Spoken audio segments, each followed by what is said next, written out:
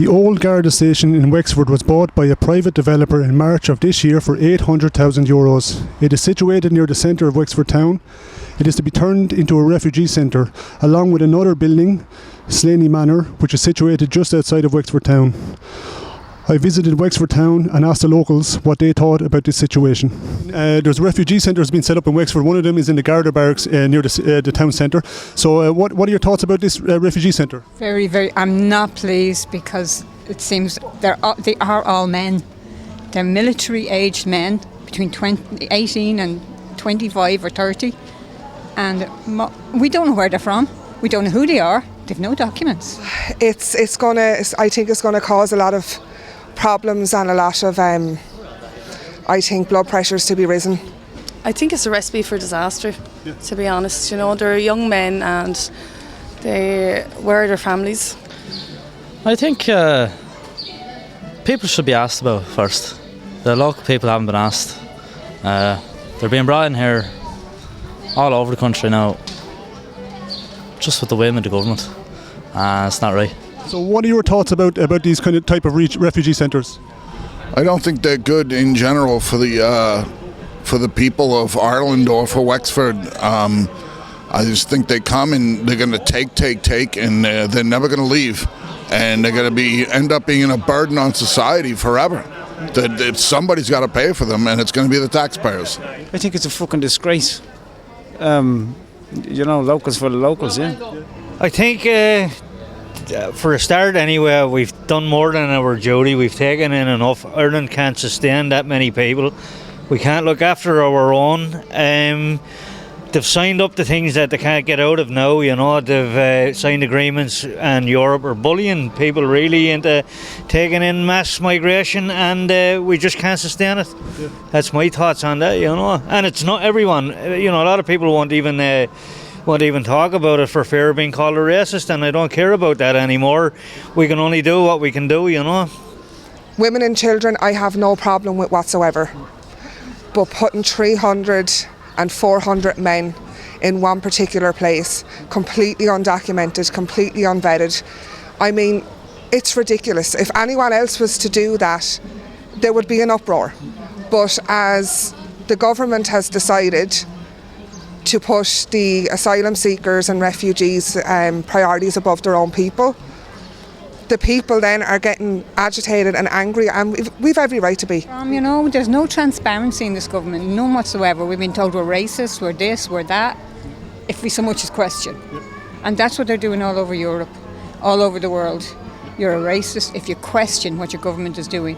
We're supposed to have the power over our government, do you know? We're supposed to be able to say, we the people.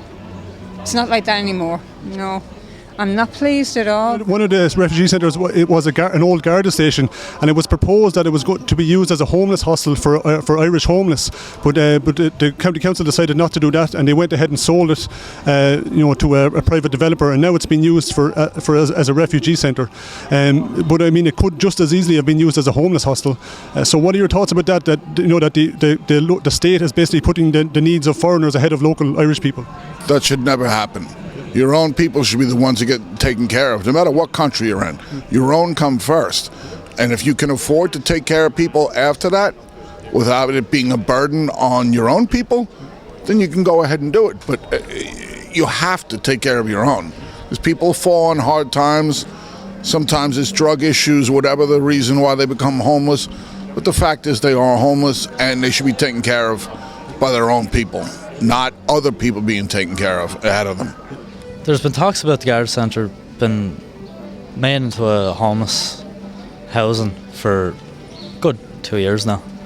And I think we have local county council members who have gone on and on about homeless in the area, but when they have an opportunity to do something, they won't.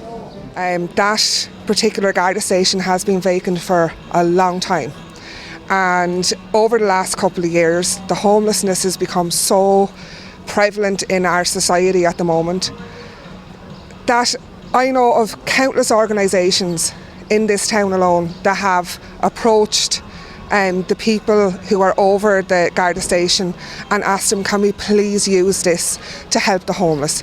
Can we please use this to put up a soup kitchen? I don't think the powers to be around here were ever going to bother doing that for the homeless anyway, really. That might be cynical, but yeah. People were making that complaint that it should have been given to the homeless for, 6-7 years now? So, yeah. If this refugee centre becomes a kind of a long-term or permanent fixture, or more of them are set up around the town, which looks quite likely, I mean, how do you foresee that affecting the local community in the long run? Division. Definite division, but I think it's set for division because it's deliberate. It is deliberate to divide everybody, you know. There'll be those who are, the so-called protesters who say welcome everybody, you know, and then there'll be those who are going to be affected by it all, you know. And until those people who are agreeing with all this are affected by it themselves, it's definitely going to create such, just an uproar, you know, uproar on one, deliberate, because I think they want the people to revolt and have an uproar so that they can put us down, you know. Would you be okay then if these refugee centres become long-term fixtures in the town and maybe more of them are set up in the future? No, not at all. I think everybody should come out and stand out and protest against them and say, no, we're not having this shit anymore. What kind of impact do you think that might have on our town? That'll be violence eventually. There will be. I mean, I've seen it personally here already on both sides of the spectrum, so it'll just get ugly. And again, the authorities aren't going to be able to manage that. Increase crime, increase all sorts really. You look at Dublin, you look at Waterford, there's violence, there's burglaries, there's muggings, all have gone up. Even the government's on news sites say that. Just say if it happens, which is quite likely, that a lot of well, like you said, military age men will be moved into the barracks and the other centres. Would you feel safe? No way. I'm a small little woman. Do you know what I mean? And I'm on my own. I'm a widow. You know, I wouldn't feel safe going. You know, and at night I don't walk down the street at night here even. After 6 o'clock, after 7 o'clock, no, because I don't know who's down the street. It looks very strange from when I moved here 8 years ago. I believe some of these people are fucking animals, and no way, no, it's not safe for small or young women for it to be going out with these, because some of them are animals. A lot of them are all right, but some of them are animals. Yeah, you can't have, these young men running around with no restrictions or any kind on them, and then have your daughters running around and think that potentially nothing's going to go on. Now, it's possible that maybe nothing would. It's also possible that it would. And I wouldn't feel safe in a situation like that at all. You'd be watching them like a hawk. It's not right. If you look at the fact that they bring him in, and I know somebody that works in the social welfare, and they give him a lump sum of money. This I know it happens with the Ukrainians anyway for a start, and then they give them a payment.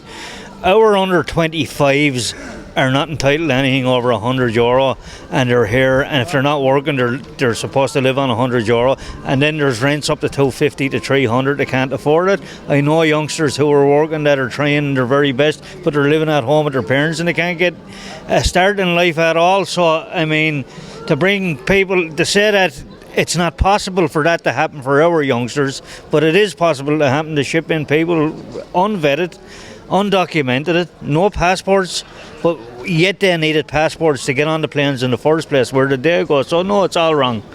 Irish people are the most loved people in the world, in my opinion, and we are welcoming, and we'd give you the last bit of bread out of our mouths. But when we feel like that bread is being taken out of our mouths and being prioritised in the mouths of others that don't have a claim as such to be here or to be housed before us, it leaves a very, very bitter taste.